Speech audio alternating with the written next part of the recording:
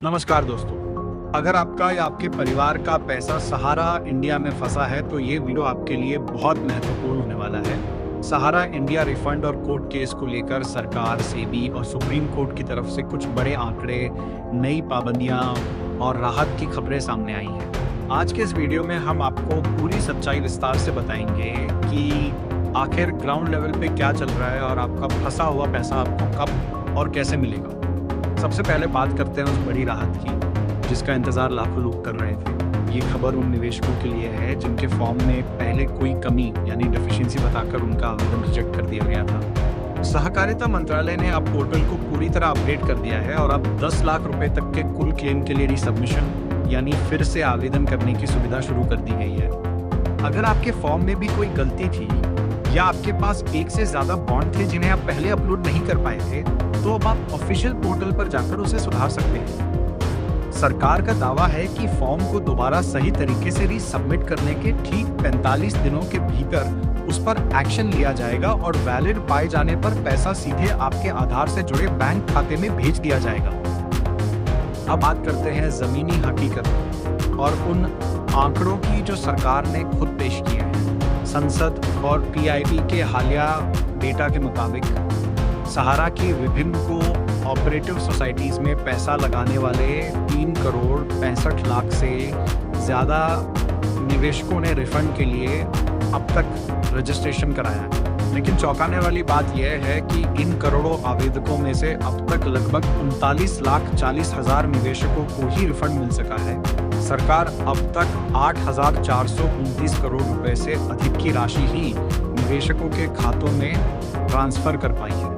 इसका मतलब साफ है कि अभी भी एक बहुत बड़ी संख्या में लोग अपनी बारी का इंतजार कर रहे हैं। इसके पीछे का एक बड़ा कारण ये भी है कि सरकार ने फिलहाल पहले चरण में प्रति निवेशक 50,000 रुपए तक की अधिकतम सीमा तय की हुई है। यानी अगर आपका क्लेम इससे ज्यादा का भी है तो भी पहले फेज में आपको सीमित राशि ही मिल रही है, जिससे बड़े निवेशक थोड़े परेशान जरूर हैं। रिफंड पोर्टल की कछुआ रफ्तार के बीच कानूनी मोर्चे पर भी एक नया और बहुत बड़ा ट्विस्ट आ गया है।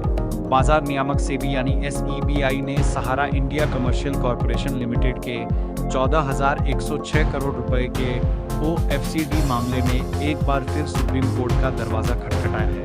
दरअसल कुछ समय पहले प्रतिभूति अपीलीय न्यायाधिकरण ने सहारा के कुछ पूर्व प्रबंधकों और कंपनी सचिव को इस मामले में क्लीन चिट दे दी थी, जिसे सेबी ने मानने से इनकार कर दिया है और अब इसे सुप्रीम कोर्ट में चुनौती दे दी है। वहीं दूसरी तरफ लखनऊ के सहारा शहर की बेशकीमती जमीनों को बेचने और उनकी कुर्की को लेकर भी कानूनी पेच बुरी तरह फंसा हुआ है।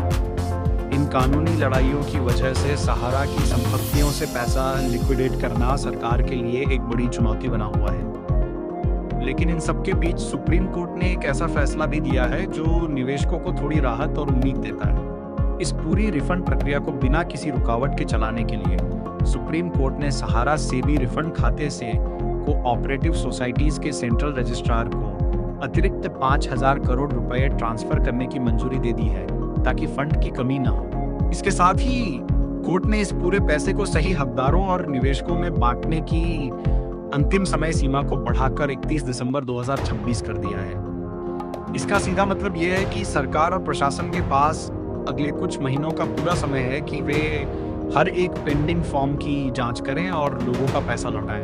आपके पास भी अपने दावों को सही तरीके से पेश करने और कमियों को सुधारने के लिए अभी पर्याप्त समय है। तो दोस्तों, अगर आपका या आपके किसी रिश्तेदार का पैसा भी सहारा में अटका हुआ है तो बिल्कुल भी लापरवाही न बरतें। तुरंत ऑफिशियल CRCS सहारा रिफंड पोर्टल पर जाएं, अपने आवेदन का स्टेटस चेक करें और अगर वहां कोई कमी दिखाई दे रही है तो उसे तुरंत रीसबमिट करें। ध्यान रहे कि आपका बैंक खाता आपके आधार कार्ड से लिंक होना अनिवार्य है, क्योंकि सारा पैसा DBT यानी डायरेक्ट बेनिफिट ट्रांसफर के जरिए ही आ रहा है। सहारा रिफंड और कोर्ट केस से जुड़ी हर छोटी बड़ी और 100% सच्ची खबर सबसे पहले पाने के लिए हमारे चैनल को अभी सब्सक्राइब करें और इस वीडियो को ज़्यादा से ज़्यादा लोगों और सहारा ग्रुप्स में शेयर करें ताकि हर किसी तक ये ज़रूरी जानकारी पहुंच सके। धन्यवाद।